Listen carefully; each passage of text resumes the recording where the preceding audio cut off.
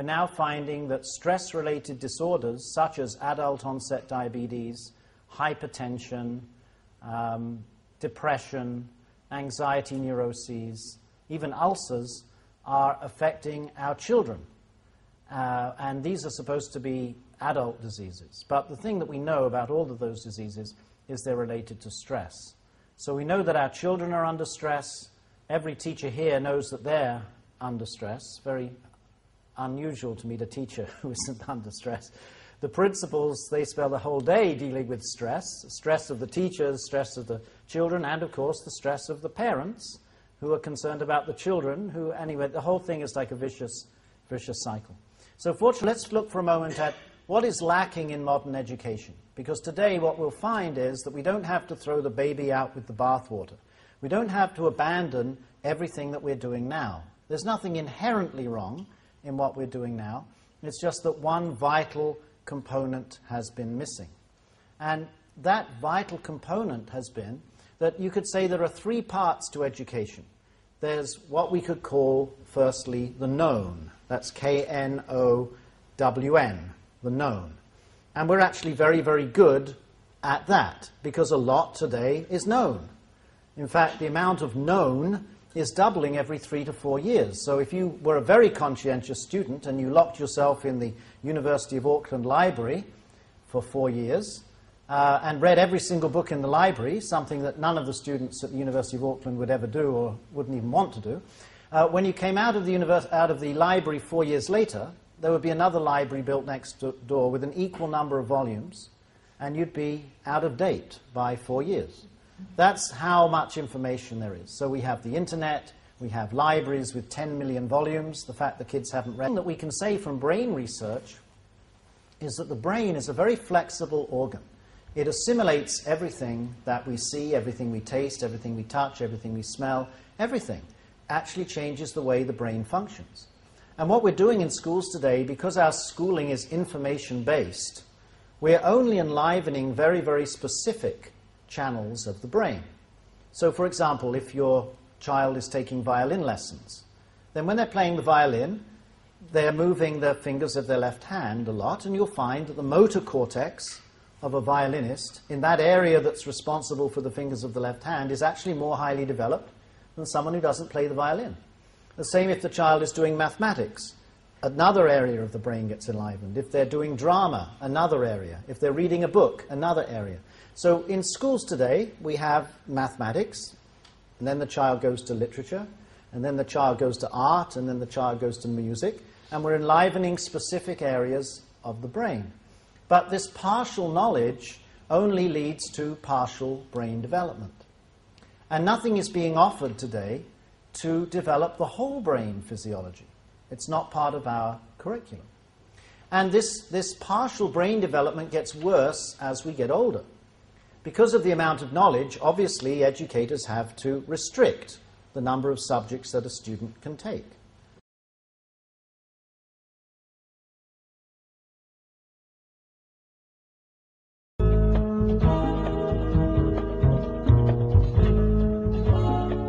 That is the known, as I mentioned, the K-N-O-W-N. But there are two other things that are not considered very much, if at all, in modern education. There's the process of knowing. How do we actually know the known? And that's where the teacher gets involved. A good teacher is always thinking, what can I give the student to allow them to know more about the known? So you do your audiovisual presentations, you do your stories, your songs, your plays, your show and tell, whatever else is you're doing, because you're trying to facilitate that process of knowing. But of course, the process of knowing also involves a lot of brain processes. And then the third element that's completely missing from modern education is the knower. Who is doing the knowing? You know, if the student says, I know this, and you say to the student, but who are you? They'll give you a blank look. Who are you? Who am I? Who is doing the knowing? What is this thing, consciousness? If I'm unconscious, I don't know anything. So obviously consciousness must be very important, because without consciousness, without a physicist, you can't do physics. Without a conscious writer, you can't have art being written. So the consciousness of the student is obviously very important. By consciousness, I know that sounds abstract, but let me say why consciousness, I mean things like alertness, wakefulness, intelligence, those sort of qualities that we don't address in modern education. Every teacher knows and dreads last period on a Friday afternoon. Most people don't like first period on a Monday morning either. Why? Because you know that your students come to school in different states of consciousness. Last thing on a Friday afternoon, half of the back row are in the sleeping state of consciousness. Now that is actually a physiologically definable state of consciousness where the student has lost awareness and the body is breathing deeply and there are delta waves in the brain functioning. Some students may be in the dreaming state of consciousness where they have rapid eye movements and they might even be going, no, no, help, help, because they have some illusory awareness. That is a very distinct state of consciousness. And then obviously some students, you hope, are still in the waking state of consciousness, but there are various degrees of wakefulness, and every teacher knows there's usually a couple of kids in the front row who are more wide awake than the rest, and I wish every student could be a front rower like these two.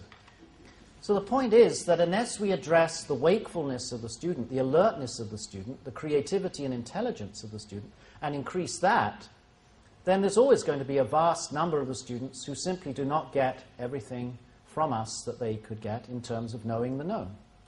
So today we're dealing with waking the student up.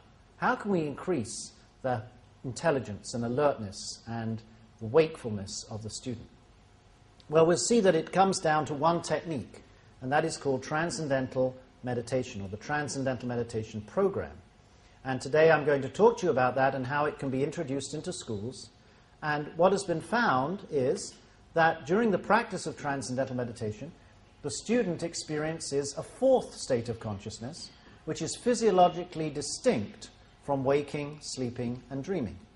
During Transcendental Consciousness, or during Transcendental Meditation, the mind settles down to a state of inner silence, inner quietness, an experience of pure consciousness or pure awareness.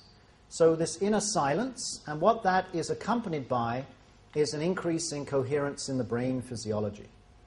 At the same time, because mind and body are so intimately related, as the mental activity settles down to this state of restful alertness, the body settles down to a deep level of rest, measured to be at least twice as deep as sleep.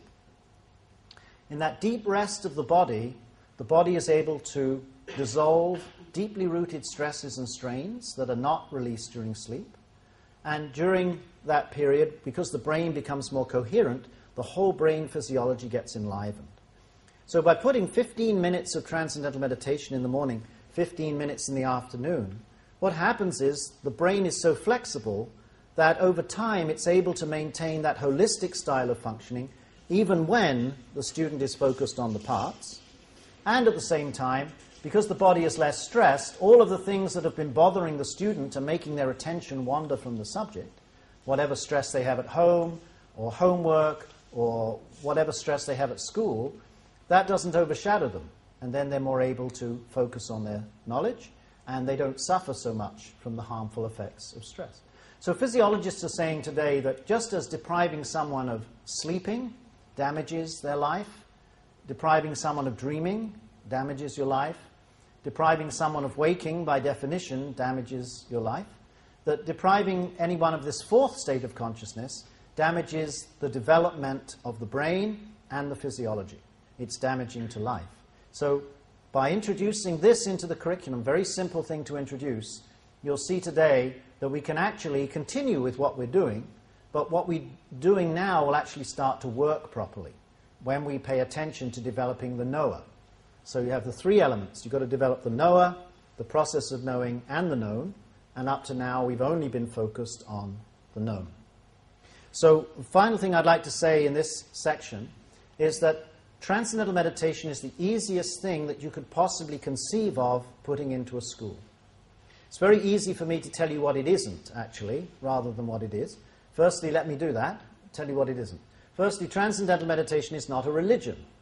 It doesn't involve belief in a deity. In fact, it doesn't involve belief in anything at all. You can be the type of person who never believes anything you're told, and it'll work for you. Or you could be the type of person who believes everything they told. It'll work for you too. Or if you're halfway in between, like most people, it'll work for you too. It has nothing to do with your belief. It doesn't involve any change in lifestyle. So you just continue to live your life as you do now. It isn't a philosophy. So if you're a Keynesian, you can continue to be a Keynesian. If you're a capitalist, you can be a capitalist. If you follow Nietzsche, you can follow... It doesn't matter what you believe in or what your philosophy is. It'll work for you because it's independent of whether you're a liberal or a conservative or whatever you are. It depends entirely and only on you having a human brain and the ability to think a thought. And that's all you need in order to practice transcendental meditation. And it is also effortless. It doesn't involve concentration. It doesn't involve contemplation. If it did, we wouldn't be able to teach it to school children very easily. They wouldn't enjoy it. Who would want to sit for 15 minutes twice a day and concentrate? I mean, you can't get them to concentrate in irregular classes, so you wouldn't be able to get them to concentrate in meditation. So it's not concentration, and it's not contemplation.